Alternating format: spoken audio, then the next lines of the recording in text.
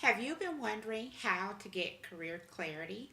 Stick around for just a few minutes, and I am going to share three effortless tips, questions, and reflections for you to consider as you work on developing your career clarity. Hi, I'm Andrea White, CEO of Elite Leadership Coaching by Andrea. And just in a few minutes, I'm going to go over just a few questions, thoughts, and reflections for you that will help you to discover your career clarity. Are you ready? So here goes the first question. What I recommend for you to do is to write down what has been your favorite task or project. That could be in your 9 to 5. You can even think back to school projects, community service projects. What types of things have been your favorite things to do? And so sometimes when we get into our, daily 9 to 5, or if you're running a small business, we get inside of our business and we just focus on the tasks at hand, and we lose focus on those things that are really our most favorite things to do. And quite often, whatever those favorite things are, they really are a peek into what our strengths are. And so, as you work toward really defining your clarity for your career or small business, you really want the foundation of that to be where your strengths lie. So, that's the first thing I want you to do. Write down what has been your favorite tasks or projects in your 9 to 5, in your small business, perhaps in a community service project. The other thing I want you to think about, are there any professional goals or dreams or aspirations that you've had in the past that you have not reached yet? And quite often, those are also clues as to how to sort of redefine and reshape the direction that your career or small business is going on when we sort of reach back to those things that we had dreams and goals and aspirations about in the past.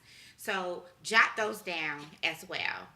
So moving on, what do you do better than anyone else?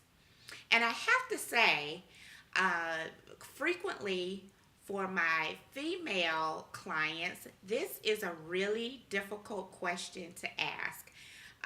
For some reason, women kind of struggle with feeling really confident and bold to be able to communicate the things that they do better than anyone else. And so, if you're a female and you're working through this particular question or reflection, I want you to spend a little time, maybe alone in a quiet space, and just think about and just write down all of the things that you know that you do better than anyone else. Okay? And so often, again, this is a sign of where your strengths lie. And so ultimately, as you work towards your career clarity, we really want the foundation of that to be based on your strengths. And as we lead into the next question or reflection, it too has to do with your strengths, but from a different perspective. What I want you to do for this next particular question or reflection is to discover by asking other people, what do they think you do really well? And so the first two have to do from your own perspective, what are your strengths?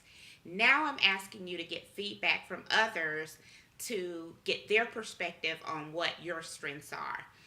And so after those first three sort of questions and reflections, you should have a good discovery of what your strengths are from internal resources as well as external.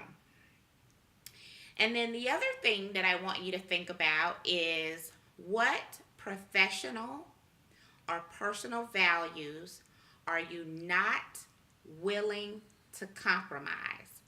And so that depends. An example could be, perhaps at this time in your life, your family is really important.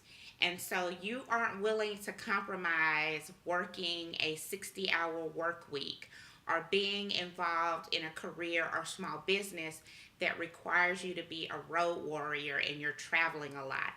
And so a value of yours, perhaps at this part of your life, is family.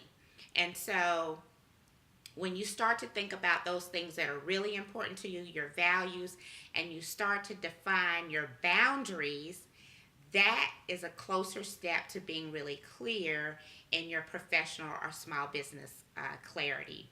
And in particular, if you are running a small business, because sometimes, especially if you're a solopreneur, it really requires a little bit of extra time and things of that nature. And so that may mean that you might need to look for additional support. Are there family members that can help you in your business? Are there interns from local colleges or universities or high schools that can help you with some of the tasks that you have so that you can maintain that boundary that you want to have around your family time? So, what professional personal values do you have, and what boundaries do you need to place around those things so that you can become really clear on what you're willing to compromise in and on as it relates to where you're going in your career or small business. Additionally, you may value, your time freedom. You may value the money that you're making. And so at this particular point in your career, you aren't willing to perhaps take a salary cut because of, your family situation or your financial situation. And so looking at your opportunities, if you have defined where you are and what your values and boundaries are around finances, that can help you to make decisions around your professional and small business decisions as well. And then finally, what type of role would motivate you, energize you, and excite you? What type of role would motivate you, energize you, and excite you? And, let that be a free for all. Don't put any boundaries on it. Just jot down as many things that come to your mind as possible.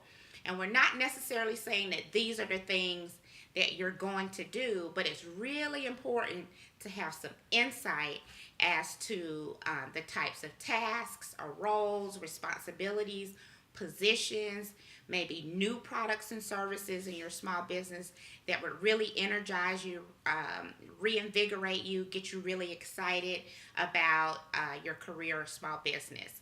Okay, so those are several questions and reflections that I want you to think about.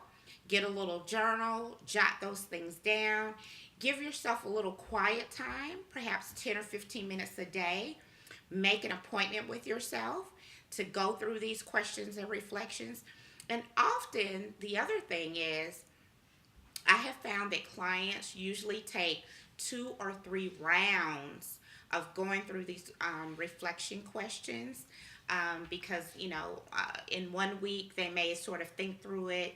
And then as the week goes on, more things come to mind. And so they find that their responses change, and that's okay. The most important thing to do is as you're working through defining clarity for your career or small business, the most important thing you can do is to set aside some dedicated, consistent time to go through these reflections and be prepared to do a few iterations of them until you have sort of what you feel like is a definitive answer to the questions that I've proposed for you. Okay, so take your time with those, jot those down. I would love to have your feedback in terms of what types of reflections you came up with. If you can share those in the comments or give me a thumbs up on the video. But more than anything, I'd love to know how you did on these reflection and discovery questions and reflection exercises to gain clarity. So I'm Andrea from Elite Leadership Coaching by Andrea. I will close this particular section out and load up another video around career clarity part 2 to give you some additional questions and thoughts um, to help you through defining your clarity for your professional or small business goals, dreams, and aspirations. Until next time, thank you